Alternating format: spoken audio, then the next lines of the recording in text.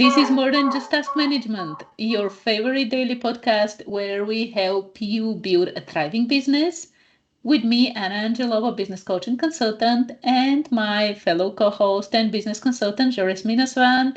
Hey, Jores, happy Thursday. Thursday. Yeah, Yes. Hey happy Anna, happy Thursday. Thursday.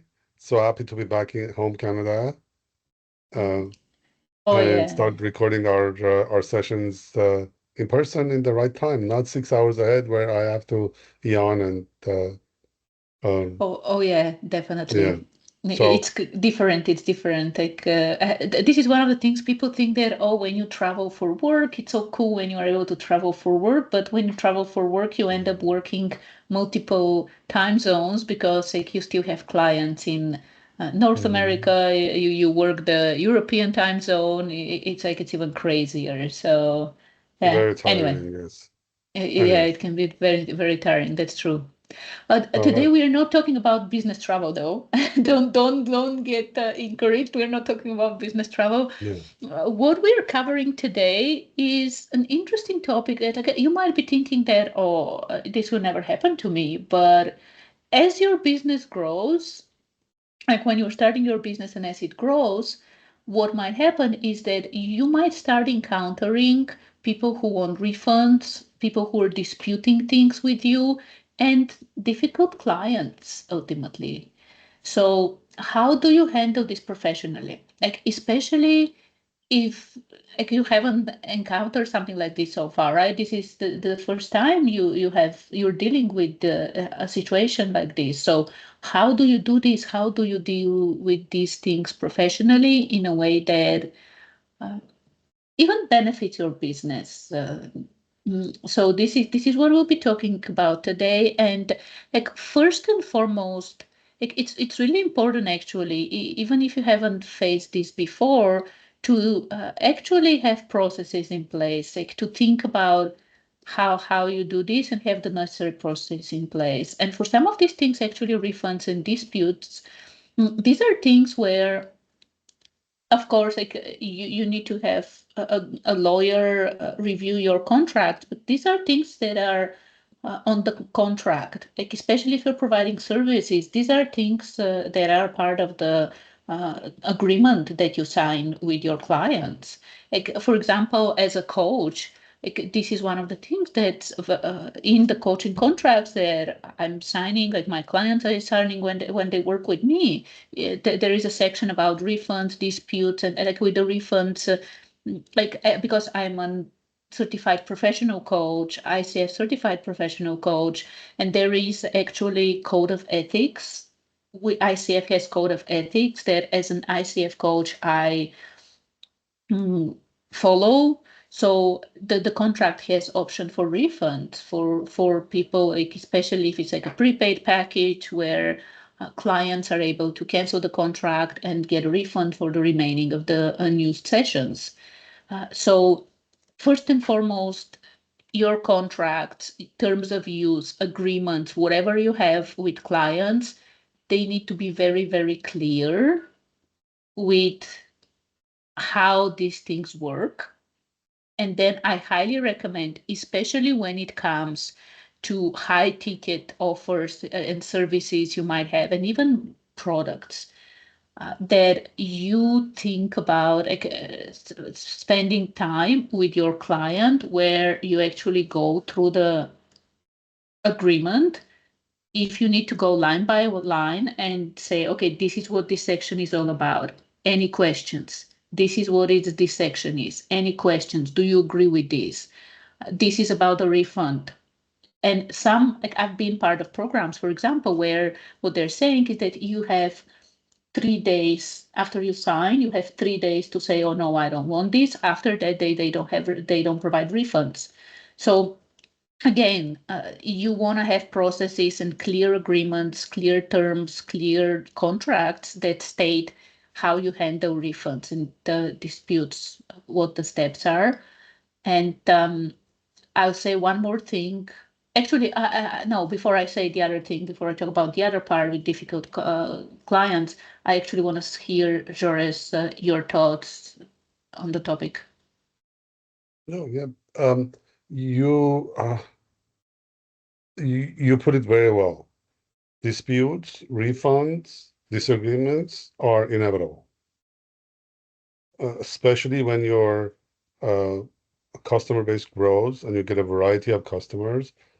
Some people, and this is both cultural and uh, business culture, they take dispute and being tough and being negative and being argumentative as a position of power, especially if they're the customer.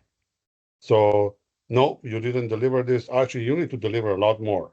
And I'm going to get 3 weeks of free development out of this project, no matter what, blah, blah, blah. So you need to get ready for that. And there are a few ways to deal with that. Well, I'll just use this analogy. I don't know if it's the right analogy or not.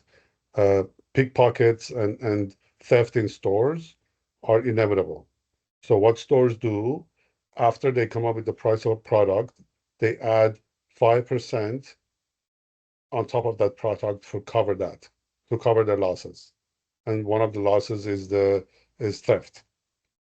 You know you're going to get a dispute, especially over time after you get to a few projects for a certain customer. You know this customer is going to dispute, increase the price, put 20%, 30%, 50% contingency in your pricing.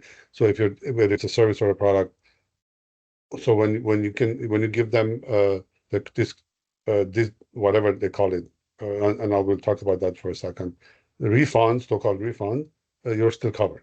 So um, now how do we deal with it?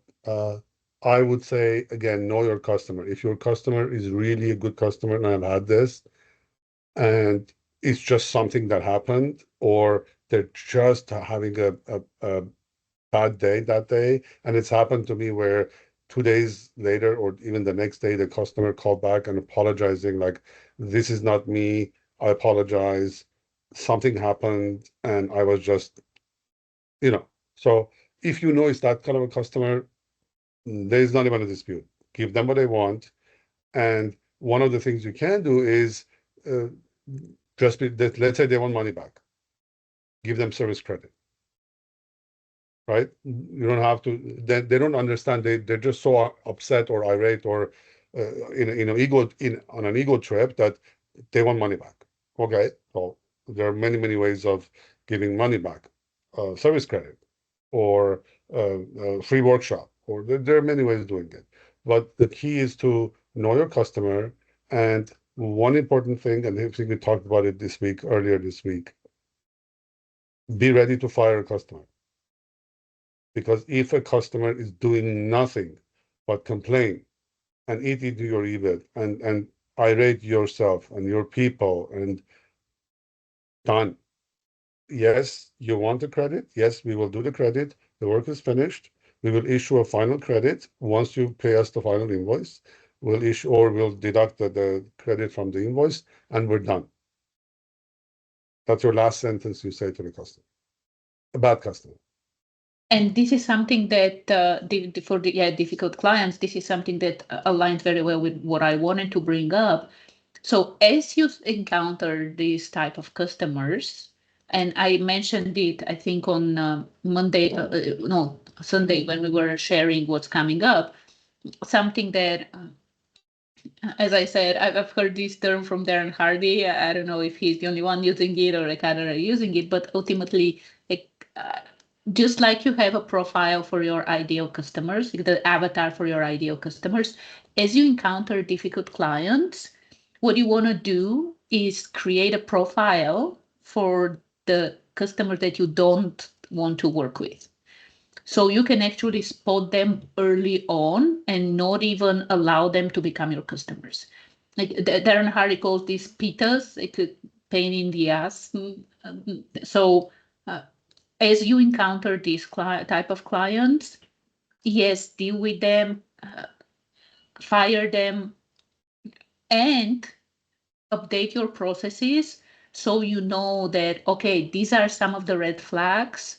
Now the next time we have a sales call with someone who exhibits some of these red flags, it's like, no, we appreciate you, but no, we don't want to waste our time. We don't want to waste our resources with this type of client. So it's really, really important. We talked about prevention.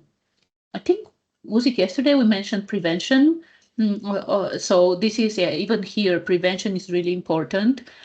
And when it comes to like refunds, disputes, and things like this, dealing with difficult clients, ultimately, how much time do you want to waste on difficult clients when like 5 hours spent, uh, yeah, your nerves, your personal well-being, and your time spent on a difficult client trying to reason with them versus like 5 hours spent on finding your ideal client. Think about it like monetary, even like what it is and Mhm. how you feel as well with your well-being. So there are, I really like the fact, George, that you mentioned that stores actually have that. It's already into the baked into the price that there will be some people who will steal, for example. There will be some people who will ask for a refund and return.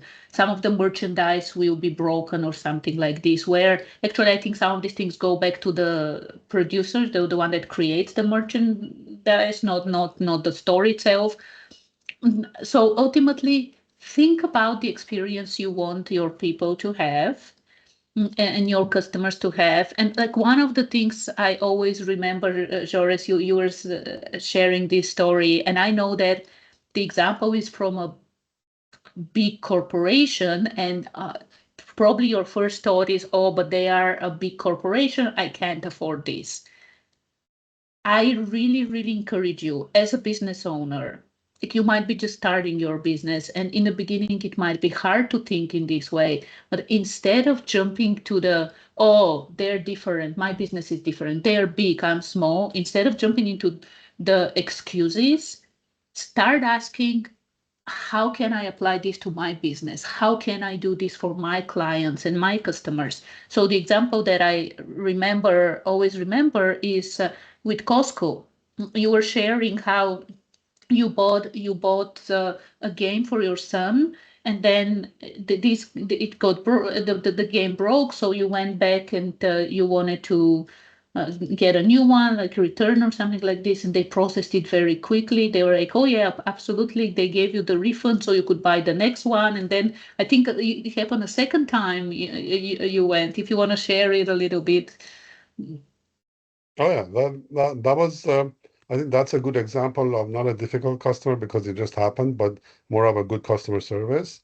Well, Uh, refund, but right? Refund and things like refund, this, yeah, right? Yeah, it's a yeah, policy exactly. because you with Costco because you pay that fee annual fee.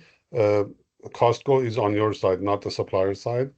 And yeah, it just happened that just before the year was over, it stopped working. We took it back. It was brick. They gave us some money to go back buy a new one. So yeah, it was very interesting. And you know, like I said, after you deal with the customer a few times, you're going to start learning that this person is not worth it. This company is not worth it. This Yeah, branch yeah. is not worth it because it's not just the money, it's about the aggravation. Every time you see an email from them, it turns into poison. Every time there's a call coming in from them, you feel like you want to throw the phone in the river. So Yeah, stop. absolutely. When it comes to Very difficult simple. clients, stop. Yeah. Absolutely. Because Everybody would understand. when it comes to refunds and disputes, like this can be legit. Like this can be legit. Mhm. Like remember, we got so last year we actually got air fryer. And Yes. the first one we got was there Defective. was Yeah. it was a bit defective, so we exchanged it. Like, we asked for an exchange, and it Yeah. was really quick. And again, it was through Amazon, and they have their policies. And this is what we are saying is that even you, as a small business, you can and should have this kind of processes, this kind of policies where you take care of your customers. Yes, you take care of the business as well. You make sure that you don't work with difficult clients. And However, at the same time, some of the refunds and some of the disputes are probably legit. And this is okay. Like, we are not perfect. We are also learning. And even when we have the necessary steps to make sure that, we get in front of the right people and get to work with the right clients and customers, sometimes in the beginning, we don't know that it was not a match. Later on, we find out that, oh, it's not. And it's not like the person is difficult or anything. It's just not a match. So that's okay. Refund, deal with the dispute. And like when you were talking about like the different options you have, I also thought about like the energy leadership framework. I know I've mentioned it, something I use with my coaching clients. With the energy leadership framework, in any situation, we actually have 7 ways we can respond to that situation. And again, when it comes to this kind of things like refunds, disputes, difficult clients, there are at least 7 ways you can respond. Like one is to hide and not do anything. Another one is to be aggressive, just like them, and fight, fight, fight.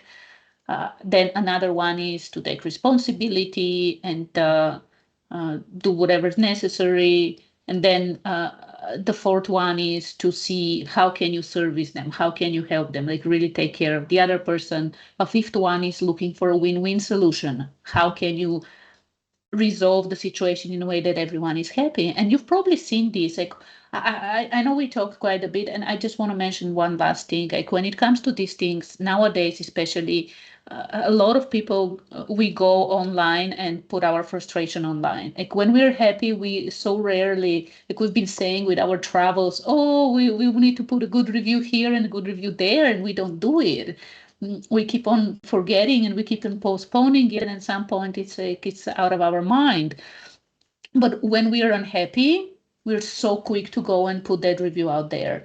So monitoring your online reviews and making sure that you respond to them. And you've probably seen this. I've seen this where someone would put like a 2-star or a 3-star review or even a 1-star review, and then after the company resolves it, they'll actually go and update the review with an update as well, saying updating it to 4-star from 1-star because they actually came and helped and resolved the issue. So this is one other thing, like monitoring your online presence. Nowadays, it's really important. And again, here we're talking about having the necessary processes, procedures, checklists, policies. So, first of all, preventing these things, and then second, when it happens, how do you deal with this? Very nice session. I love it. Love it. Oh, me too. It's an important conversation. So It's inevitable. You know it's coming, and it's best to be ready for it. yes, you want to be prepared. Yes. This is probably not the first thing you prepare in terms of your processes when you're starting. But again, as your business grows, you need to have these in place. And if you want to continue the conversation and even get examples of how to do these kind of things, we invite you to join the Visionary Founders Club, the community where other business owners just like you are gathering, learning, and sharing their experiences. And it's an awesome place, a growing community, and we are there every single day. So if you haven't joined it yet, the link is in the description of this episode. Click there, join it, and we would love to see you there and help you in any way we can to build a thriving business. We look forward to it. Thank you, Anna. Me too. Thanks, Joris. And Bye-bye. tomorrow we'll be back with the Friday episode of More Than Just Task Management, where we'll be talking about the signs that you might have outgrown your current software. Oh boy. So, yes, this is something like if you have an established business and you've been using a system for a while, definitely listen to that episode, because even if you're not wondering, should I replace this or not, there might be signs that you're missing. So join us tomorrow when we discuss this very, very interesting topic. Bye, Anna. Okay, bye, Joris.